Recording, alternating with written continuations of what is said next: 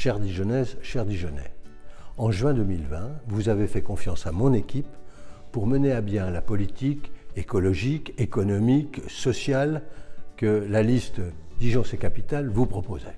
Dès le premier jour du mandat, comme nous nous y étions engagés, et malgré la crise sanitaire, nous sommes au travail. Dans leur immense majorité, les engagements pris envers les Dijonnaises et les Dijonnais autour des 7 défis sont concrètement lancés. Certains sont même d'ores et déjà complètement tenus. Le premier défi, c'est le pouvoir de vivre. D'ailleurs, vous avez pu le constater, car depuis avril 2021, le prix de l'eau sur votre facture a baissé de 16%.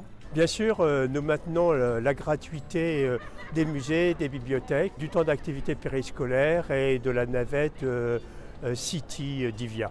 Attachés à ce que nos services publics municipaux soient accessibles à toutes et à tous, nous avons maintenu leur tarification selon vos revenus. Par exemple, pour la restauration scolaire, nous avons fait le choix de produits de qualité avec 50% de produits locaux et bio. Nous avons aussi fait le choix de rendre accessibles ces menus pour les enfants des familles les plus modestes en mettant un prix à 50 centimes d'euros pour ces familles.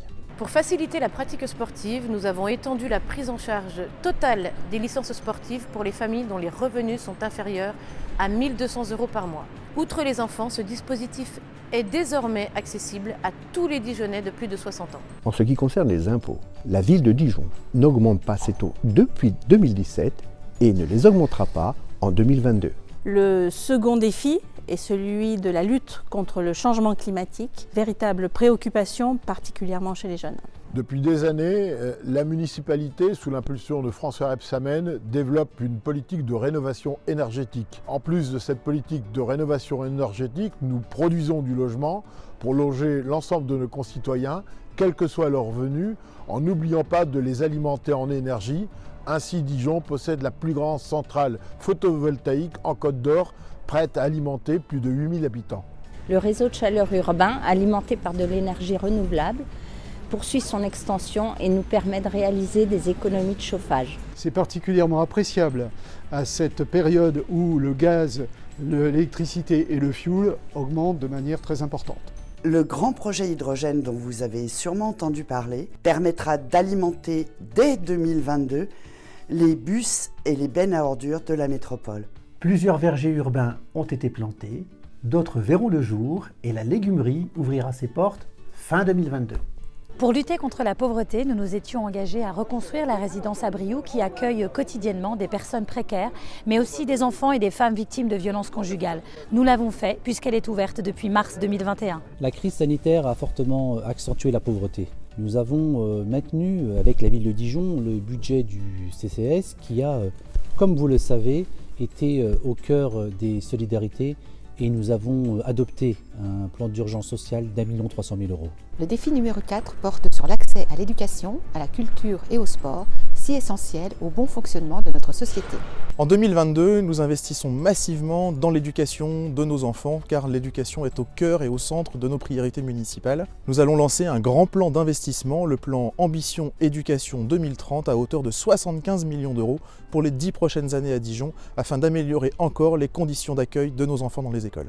Il prévoit la suppression des préfabriqués dans les 6 dernières écoles concernées, la débitumisation des cours d'école et d'importants travaux de rénovation dans plusieurs groupes scolaires.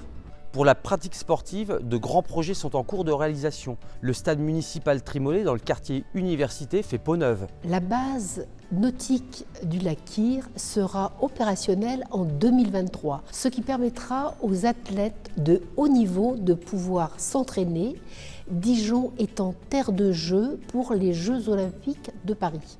Côté piscine, l'opération Comme un poisson dans l'eau, destinée à l'apprentissage gratuit de la natation pour les enfants de plus de 7 ans, est un véritable succès. C'est une belle opération qui sera renouvelée l'année prochaine et même certainement étendue. En parallèle, plusieurs gymnases de la ville seront ouverts le week-end à la pratique sportive libre. Renseignez-vous auprès de votre quartier. Au pays des Lumières, la culture est essentielle. Le Grand Théâtre de Dijon, construit en 1810, est actuellement en cours de rénovation. Pendant la crise, la municipalité a continué à verser des subventions aux associations culturelles, même à celles qui n'ont pas eu d'activité en raison de la situation sanitaire. Bonne nouvelle pour les étudiants qui avaient acheté la carte culture 2020-2021. Elle est renouvelée automatiquement et gratuitement pour 2022 afin de profiter pleinement des équipements culturels dijonnais. Nous nous sommes engagés à faciliter et améliorer votre quotidien. Afin d'accompagner les jeunes en difficulté, la majorité municipale a décidé de remettre en place les éducateurs de rue, préalablement supprimés par le département. Nous poursuivons aussi le recrutement de policiers municipaux dont nous souhaitons porter le nombre à 100 agents tout en revalorisant leur salaire. Leurs horaires d'intervention sont élargis et les patrouilles en soirée sont désormais armées. Tout autre sujet, la participation citoyenne. Avec un nouveau fonctionnement, les commissions de quartier se renouvelleront en 2022. Sans transition, nous avons mis en place 4 collectes de cartons à vélo réalisées par des personnes en réinsertion pour les commerçants en centre-ville. Une excellente manière d'agir pour l'environnement tout en accompagnant les personnes en difficulté vers le retour à l'emploi. Aussi, dès 2022, une déchetterie mobile viendra récupérer sur demande les déchets des personnes ne pouvant se déplacer. N'oublions pas nos amis les animaux. À titre d'exemple, dans les prochaines semaines seront érigés des chats abris, ainsi qu'une campagne de stérilisation des chats de Dijon. À propos de l'accessibilité, vous avez pu le remarquer, les quais de la gare de Dijon font peau neuve et vous permettent maintenant d'accéder simplement à votre train. La valise de 30 kg dans les escaliers, c'est fini. Du côté des quartiers, et conformément à nos engagements, la MJC Montchappé a été inaugurée en mai dernier. Sur 1000 m², vous pourrez y retrouver des espaces d'accueil, des salles polyvalentes, une cuisine pédagogique et un relais petite enfance. Elle propose nombre d'activités à destination des habitants du quartier, comme des cours de cuisine, des jeux de société. Le grand projet de rénovation urbaine du quartier de la Fontaine-Douche avance également. C'est une vraie et profonde transformation qui se profile au service de la transition écologique et pour vous offrir de meilleures conditions de vie. Après la démolition du pont Quire, la transformation de l'avenue du Lac est engagée. Et puis, l'innovation et l'attractivité restent la priorité pour la métropole. Avec l'installation de grandes écoles telles que l'ESTP et ESEO dans notre ville. Avec le projet On Dijon, projet exemplaire et source d'inspiration pour d'autres grandes villes françaises et du monde. Avec les importants travaux sur le camping municipal.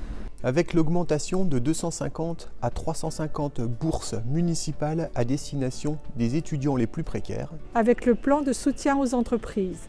Ou encore avec l'ouverture prochaine de la Cité internationale de la gastronomie et du vin qui viendra elle aussi accroître considérablement l'attractivité de notre ville et de notre métropole. Voilà, 1 an et demi d'action au service des Dijonnaises et des Dijonnais. Pour faire de Dijon une ville toujours plus attractive, rayonnante, écologique, solidaire et accessible à toutes et à tous. Vous l'avez compris, en 2022, avec tous les élus qui m'entourent, nous allons continuer de mener cette politique économique, écologique et solidaire que vous attendez. Et cela, quel que soit votre âge, quelle que soit votre origine, quel que soit votre quartier. Ça s'adresse à toutes les Dijonnaises et à tous les Dijonnais. Aussi, à toutes et à tous, en ce début d'année, je souhaite une bonne et heureuse année 2022.